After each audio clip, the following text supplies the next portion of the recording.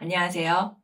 인간은 보이지 않는 믿음에 의지하기도 하고 자각하지 못한 욕망과 불안에 영향받기도 하며 사실과 조건 속에서 판단을 수정하며 살아갑니다. 팩트플리스는 사실에 근거한 시선의 중요성을 일깨워주고 성서는 두려움 속에서도 삶의 방향을 붙드는 믿음을 보여줍니다. 또한 꿈의 해석은 무의식이 인간의 생각과 감정에 깊이 개입함을 드러내고 존재할 시간은 인간을 시간 속에서 자신을 이해하고 미래를 향해 나아가는 존재로 바라보게 합니다. 오늘 강의에서는 이 네 관점을 통합적으로 살펴보며 인간 인식의 구조를 이해하고 삶의 판단 기준과 지혜로운 실천 방향을 함께 모색해 보겠습니다. 여러분 안녕하세요. 100일 고전지의 융합 통찰력 향상을 위한 응용 과정 고전 융합 5번째 강의를 진행할 유아교육학과 교수 성영실입니다. 오늘은 믿음, 무의식, 시간과 사실의 통합을 통한 인간 임의와 삶의 방향이라는 주제로 팩트플리스와 성서, 꿈의 해석, 존재할 시간의 융합 통찰을 통해 이 네 관점을 따로 보지 않고 하나의 통합된 시선으로 우리 인간이 무엇을 믿고 어떻게 판단하며 결국 어떤 방향으로 살아가야 하는지를 함께 탐색해 보겠습니다. 이를 통해 인간인식의 구조를 통합적으로 이해하고 삶의 판단 기준과 지혜로운 실천 방향을 모색해 보도록 하겠습니다. 먼저 오늘의 학습 목표를 살펴보겠습니다. 오늘 강의의 첫 번째 학습 목표는 인간인식의 구조를 통합적으로 설명하는 것입니다. 두 번째는 믿음과 무의식, 시간과 사실이 실제적인 판단에 어떠한 영향을 미치는지 이해하는 것입니다. 세 번째는 이러한 통찰이 삶의 선택의 기준으로 확장되도록 하는 것입니다. 다시 말해 오늘 강의는 단순히 고전을 소개하고 텍스트를 소개하는 데 그친 것이 아니라 여러분 각자의 삶 속에서 내가 왜 그렇게 생각하는지, 무엇이 내 판단을 움직이는지, 그리고 앞으로 어떤 기준으로 선택을 해야 하는지를 점검하는 시간이 되기를 바라겠습니다. 오늘의 학습 내용은 크게 5가지인데요. 우선 첫째로는 인간은 왜 두려움 속에서 세계를 해석하는가에 대해서 알아보고요. 그 다음에 믿음의 서사 성서, 무의식의 구조로서 프로이드의 꿈의 해석, 시간 속 존재에 대한 하이데거의 존재와 시간 살펴보고 마지막으로 사실 기반의 세계관 한스 로슬링의 팩트플리스를 살펴보겠습니다. 지금 이 5가지의 내용은 따로 분리된 것이 아닙니다. 오히려 인간이 두려움을 느끼고 의미를 형성하고 무의식적으로 반응하고 시간 속에서 자신을 이해하면서 마지막으로 사실을 통해 판단을 교정하는 하나의 연속된 구조를 이루게 됩니다. 오늘의 강의는 바로 이 연결점을 이해하는 데 초점을 두고 진행하도록 하겠습니다. 오늘 강의의 핵심 질문은 가장 먼저 인간은 무엇을 믿고 어떻게 이해하며 어디로 나아가는가입니다. 이 질문은 단순한 철학적 질문이 아닙니다. 우리는 모두 이미 어떤 믿음을 가지고 살아가고 있고 이미 어떤 방식으로 세상을 해석하며 나름대로의 방향을 향해서 방향을 가지고 살아가고 있습니다. 문제는 그 과정이 늘 자각적이지 않다는 데 있습니다. 어떤 사람은 신념에 의해서, 어떤 사람은 불안에 의해서, 어떤 사람은 무의식적인 습관에 의해서, 또 어떤 사람은 데이터와 사실에 근거해서 판단을 합니다. 그런데 실제 인간은 이 모든 요소가 함께 작동하는 존재입니다. 그래서 오늘 강의에서는 믿음과 무의식, 사실, 팩트의 대화를 통해서 세상을 바로 보는 통찰과 지혜를 얻는 것이 왜 중요한지를 살펴보도록 하겠습니다. 결국은 믿음과 무의식, 사실과 팩트의 대화를 통해서 세상을 바로 보는 통찰과 지혜를 얻는 시간이 될 것으로 기대하겠습니다. 지금부터 우리는 감정이나 느낌이 아니라 데이터를 통해서 세계를 바라보는 훈련을 해보겠습니다. 팩트, 사실 차원에서 세계를 보는 것은 데이터가 보여주는 장기적인 변화를 제시한다고 볼 수 있습니다. 예를 들면 데이터가 극빈층은 줄어들고 있고 평균 수명은 늘어나고 있으며 교육의 접근성도 확대되고 있고 주요 질병으로 인한 사망률은 감소하는 추세를 보여준다 라고 보았을 때 그 데이터는 우리가 살고 있는 세상에 문제가 없다는 뜻을 말하는 걸까요? 아닙니다. 오히려 중요한 것은 우리가 흔히 뉴스와 자극적인 정보 때문에 세계를 전면적인 위기로만 받아들이지만 장기적인 데이터는 다른 방향을 보여준다는 점입니다. 팩트플리스가 강조하는 것은 바로 여기에 있습니다. 그래서 인간의 직관은 종종 세계를 실제보다 더 나쁘게, 좋지 않게 바라보게 만듭니다. 그렇지만 장기적인 데이터는 개선이나 변화의 흐름을 확인하게 해줍니다. 그래서 데이터는 단순한 숫자가 아니라 세상의 방향을 읽게 하는 도구가 될 수 있다고 볼 수 있습니다.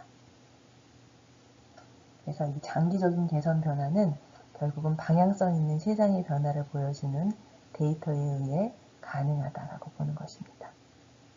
그래서 우리가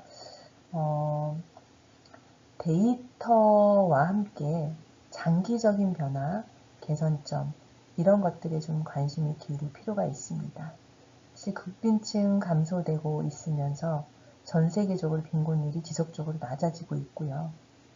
평균 수명이 증가하게 된 것은 의료기술의 발달과 생활환경 개선의 결과로서 평균 수명이 증가한 것이고, 그리고 교육 접근성도 과거에 비해서 더 많은 사람들이 교육의 기회를 얻고 교육의 대상으로서 교육을 혜택을 잘 누리고 있습니다. 그리고 질병 사망률도 주요 질병으로 인한 사망률이 줄어드는 추세에 있습니다. 그래서 우리가 데이터가 보여주는 세계에 우리가 사실을 기반으로 정확하게 장기적인 개선과 변화를 확인할 수 있도록 그런 관점을 잘 갖는 것이 필요합니다. 하지만 여기에서 매우 중요한 구분이 필요합니다. 팩트와 지혜는 차이가 있습니다. 다르다는 것인데요. 팩트는 무엇을 말하죠? 현상이 어떠한지, 어떤 변화가 일어나고 있는지, 어떤 수치가 나타나는지를 설명합니다. 그러나 지혜는 무엇이 아니라 어떻게를 묻습니다. 이 사실을 가지고 나는 어떻게 판단할 것인가? 나는 어떤 길을 선택할 것인가? 어떤 책임을 질 것인가를 묻는 것이 지혜라는 것입니다. 팩트는 현상을 설명하지만 지혜는 우리가 나아갈 길을 선택하게 합니다. 그리고 팩트는 가치 중립적일 수 있지만 지혜는 결과에 대해 책임을 집니다. 따라서 우리는 데이터를 많이 아는 것만으로 충분하지 않습니다.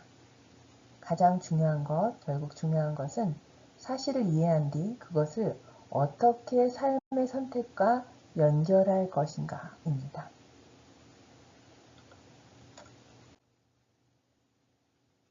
자, 그럼 이제 성서 믿음의 차원으로 이동해 보겠습니다. 성서는 단지 종교 문헌이 아닙니다. 인간이 혼돈과 불안 속에서 세계를 어떻게 해석해왔는지를 보여주는 서사라고 볼 수 있습니다. 인간은 두려움 앞에서 무너질 수 있습니다. 그렇지만 동시에 의미를 만들어내는 존재이기 때문에 성서는 바로 그 혼돈을 또 그 불안을 구원의 서사로 해석합니다. 그래서 믿음이라는 것은 단지 교리적인 동의가 아니라 불안과 공포를 견디게 하는 인식의 틀로 작용합니다. 다시 말해 믿음이라는 것은 현실을 부정하는 것이 아닙니다. 두려운 현실을 해석 가능한 세계로 바꾸는 인식의 틀이죠. 그래서 믿음은 단순한 종교 개념을 넘어서 판단의 방향을 제시하게 됩니다.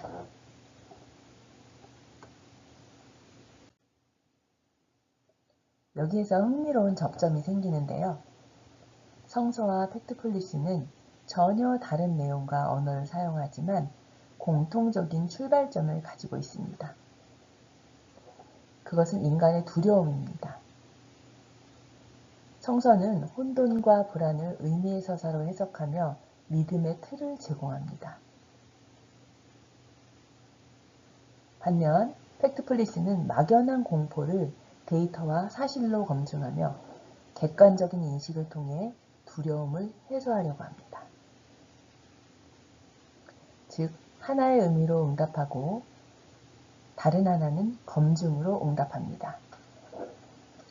그러나 둘 다 인간이 왜 그렇게 믿고 왜 그렇게 두려워하는지를 다룬다는 점에서 융합의 가능성을 가집니다. 다시 말해 성서는 두려움에 대해 어떻게 견딜 것인가를 묻고 팩트플리스는 두려움에 대해 그 두려움이 사실인가를 묻습니다. 오늘 강의는 이 둘을 대립시키지 않고 상호보완적인 관점으로 묶어서 진행하고자 합니다. 이번에는 프로이드의 이성 아래 작동하는 무의식에 대해서 살펴보겠습니다. 프로이드는 인간이 스스로를 합리적이라고 믿지만 실제적인 판단에서는 무의식이 크게 좌우한다고 보았습니다. 우리는 늘 이성적으로 판단한다고 스스로를 생각하지만 실제로는 감정과 욕망, 억압, 기억이 조용히 우리의 판단을 움직입니다. 프로이드에게 꿈은 무의식이 드러나는 통로인데요. 인간은 깨어있을 때는 자신을 통제한다고 느끼지만 꿈에서는 억압된 감정과 욕망이 우회적으로 표현됩니다. 중요한 것은 무의식이 단지 개인 내면에 갇혀 있는 것이 아니라 선택과 판단을 조용히 조정하면서 인간이 스스로를 오해하게 만든다는 점입니다. 따라서 인간 이해에서 무의식을 제외하면 우리는 자기 자신도 정확히 알기 어렵습니다. 그렇다면 꿈이란 무엇인가요? 프로이드에게 꿈은 거짓이 아닙니다. 꿈은 거짓이 아니라 다른 진실이라는 것입니다. 꿈은 왜곡된 표현입니다. 무의식은 직접 말하지 않기 때문에 상징과 우회적 이미지로 자신을 드러냅니다. 그래서 상징은 감정을 반영하고 해석이 필요합니다. 중요한 것은 이것이 꿈에만 해당하는 것이 아니라는 점입니다. 우리의 판단은 또한 해석이 필요하고요. 우리는 늘 판단을 사실 그 자체라고 여기기 쉽지만 실제로는 우리의 판단도 감정, 상징, 무의식, 경험이 섞여 만들어진 해석의 결과일 수 있습니다. 그래서 인간의 판단을 이해하기 위해서는 나는 왜 이렇게 생각하는가를 묻는 해석적인 태도가 필요합니다. 이제 프로이드의 꿈의 해석과 팩트플리스가 만나는 지점을 살펴보겠습니다. 무의식은 개인 심리를 넘어서 사회 판단과 집단 행동에도 영향을 미치는데요. 우리 인간의 감정은 빠르게 반응하고 이성은 뒤늦게 따라옵니다. 그리고 이미 내린 결론을 합리화하는 경향이 있습니다. 이것이 바로 집단적인 착각의 구조인데요. 팩트플리스는 이 구조를 데이터로 설명하고 꿈의 해석은 심리로 설명합니다. 언어는 다르지만 본질은 같습니다. 인간은 먼저 느끼고 또 먼저 결론을 내립니다. 그리고 나중에 설명, 이유를 붙이죠. 그래서 인식 오류는 단순한 정보 부족에서만 생기는 것이 아니라 오히려 감정과 무의식의 구조에서 생기게 된다고 합니다. 따라서 사실을 안다고 해서 자동으로 오류가 사라지는 것은 아니고 자기 안의 감정과 무의식의 작동을 자각하는 것이 함께 필요합니다.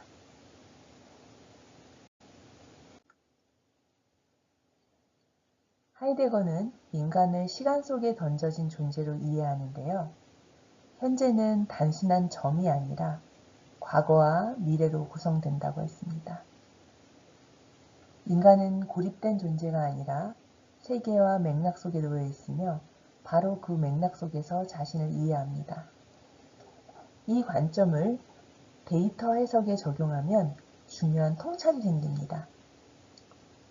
데이터 또한 시간 속에서 해석되어야 한다는 뜻인데요. 짧은 시간 축에서 본 데이터는 왜곡을 낳을 수가 있습니다. 따라서 존재와 데이터 모두 장기적인 시야와 맥락 속에서 이해될 때 더 올바른 판단이 가능합니다. 그래서 철학과 데이터 해석은 서로 멀리 떨어져 있지 않다는 것입니다. 인간이 시간을 빼고 이해될 수 없듯이 세계를 보여주는 데이터도 시간을 빼고서는 이해될 수 없습니다. 그래서 판단을 좌우하는 우리의 시간 인식은 존재와 데이터 모두 장기적인 시야와 맥락 속에서 이해될 때 올바른 판단이 가능합니다. 하이데거의 관점에서 인간 존엄을 생각해보면 즉각적인 반응과 판단은 위험하다고 봅니다. 반대로 장기적인 시야는 판단을 늦추게 만드는데요. 여기에서 늦춘다는 것은 미룬다의 뜻이 아니라 더 깊이 생각하게 한다는 뜻입니다. 하이데거에게 존엄은 단순히 선언되는 가치가 아니라 깊은 성찰과 연결되는데요.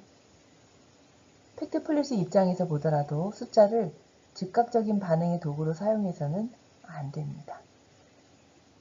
숫자를 보고 바로 공포를 확대하거나 바로 결론을 내리는 순간 데이터는 도구가 아니라 오해의 원인이 됩니다. 시간을 고려할 때 판단이 달라지고 바로 그때 인간의 존엄도 지켜집니다. 즉 존엄은 감정적 호소만으로 유지되지 않고 성찰과 장기적 시야를 통해 더욱 깊게 지켜집니다.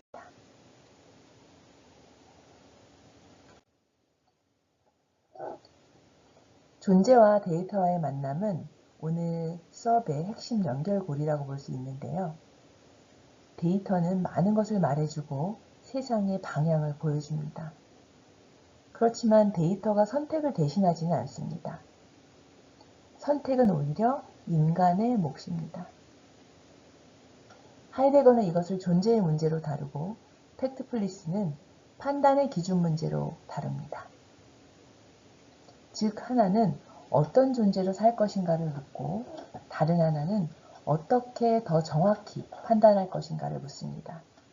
그러나 둘 다 결국 인간에게는 지혜가 필요하다는 결론으로 우리가 말할 수 있습니다. 그 지혜는 바로 올바른 선택에서 드러납니다. 따라서 데이터는 방향을 보여주는 나침반일 수는 있지만 걸어갈 길을 선택하는 존재는 결국 인간 자신입니다. 우리는 종종 세상을 오해하고 있는데 그 오해는 단순한 무지가 아니라 본능에서 나옵니다. 뉴스는 공포를 만들고 공포는 즉각적인 반응을 만들어냅니다. 그래서 우리는 세상을 있는 그대로 보기보다는 두려움이 확대된 모습으로 받아들이기 쉽습니다.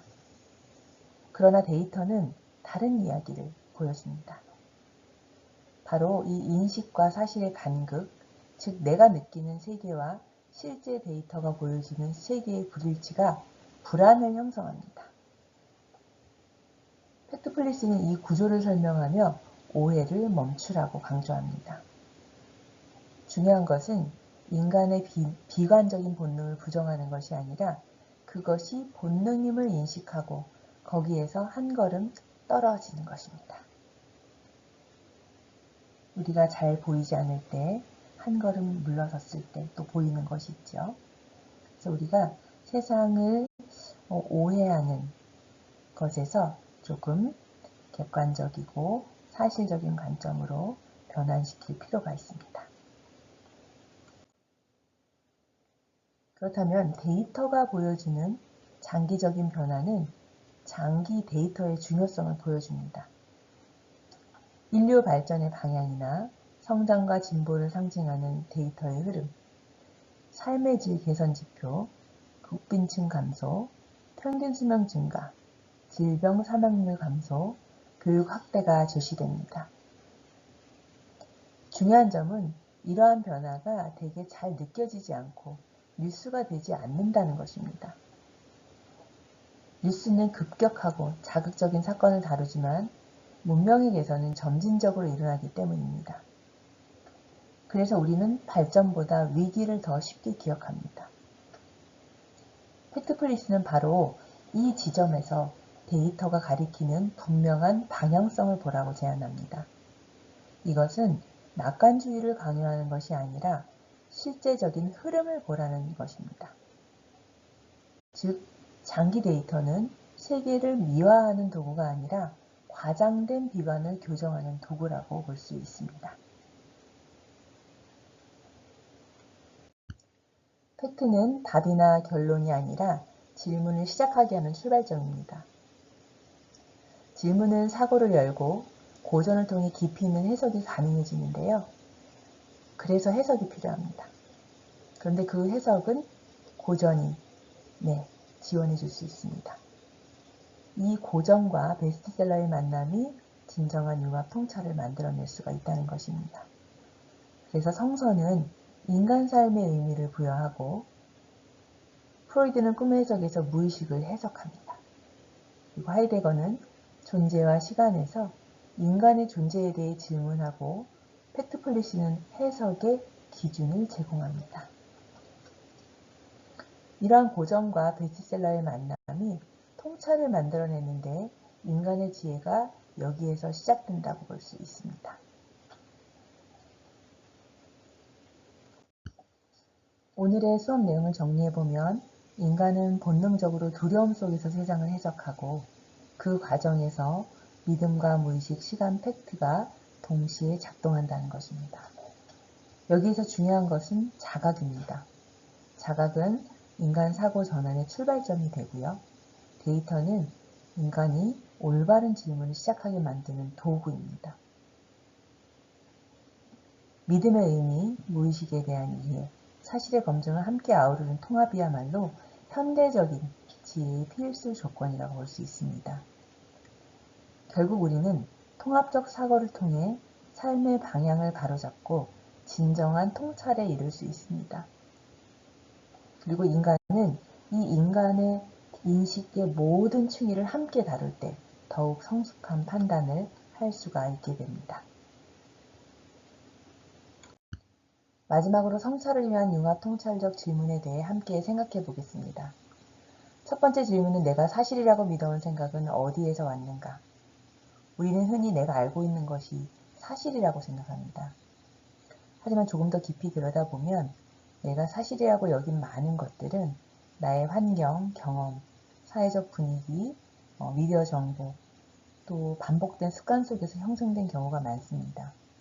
즉, 내가 사실이라고 믿는 것이 정말 충분히 검토된 사실인지 아니면 익숙함 때문에 사실처럼 받아들인 생각인지를 묻는 일이 필요합니다. 이 질문은 우리에게 자기 생각의 출처를 점검하라고 요청합니다. 두 번째 질문은 나의 판단에서 감정, 무의식, 팩트 중에 무엇이 지배적인가입니다. 이 질문은 중요한 질문이라고 볼 수 있는데요. 왜냐하면 인간의 판단은 늘 하나의 요소만으로는 이루어지지 않기 때문입니다. 어떤 때는 감정이 반응하고 어떤 때는 내가 의식하지 못한 무의식적 편견이나 습관이 판단을 이끌고 또 어떠한 경우에는 사실과 데이터가 중심이 되기도 합니다. 문제는 이것들 중 무엇이 작동하는지 모른 채 판단을 할 때입니다. 화를 내면서도 정의라고 생각할 수 있고 익숙한 편견을 사실이라고 착각할 수도 있으며 반대로 숫자만 보고 인간의 의미를 놓칠 수도 있습니다. 그래서 이 질문은 우리에게 나는 지금 무엇으로 판단하고 있는가를 묻게 합니다. 이 자각이 있어야 비로소 더 균형적인 판단이 가능해집니다. 세 번째 질문은 앞으로 나는 어떻게 이 감정, 무의식, 팩트를 점검할 것인가입니다. 앞의 두 질문이 현재를 돌아보는 질문이라면 이 질문은 앞으로의 태도와 실천을 묻는 질문입니다. 우리는 감정을 없앨 수 없고 무의식을 단번에 사라지게 할 수도 없으며 팩트만으로 인간 삶 전체를 설명할 수도 없습니다. 그래서 중요한 것은 이 세 가지 요소를 배제하는 것이 아니라 점검하고 조율하는 습관을 갖는 일입니다. 바로 이러한 훈련에서 우리가 성찰을 경험할 수 있고요. 또 이 성찰이 쌓일 때 통찰은 우리 삶의 실제 기준이 될 수 있습니다. 이렇게 해서 우리가 융합 통찰적 질문에 대해 함께 생각해 보았는데요. 여러 가지 성찰의 질문 시간을 통해 여러분이 자기 자신을 더 깊이 이해할 수 있는 시간이 되었기를 바랍니다. 이번 강의를 통해 인간은 사실을 확인하는 이성적 존재이면서도 두려움과 희망 속에서 믿음을 붙들고 무의식의 영향을 받으며 시간 속에서 삶의 방향을 세워가는 존재라는 것을 알아보았습니다.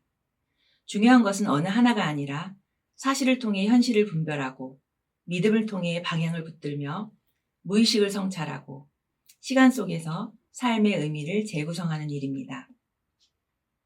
오늘 강의가 여러분에게 인간 이해의 폭을 넓히고 삶의 판단 기준을 새롭게 점검해보는 계기가 되었기를 바랍니다. 감사합니다.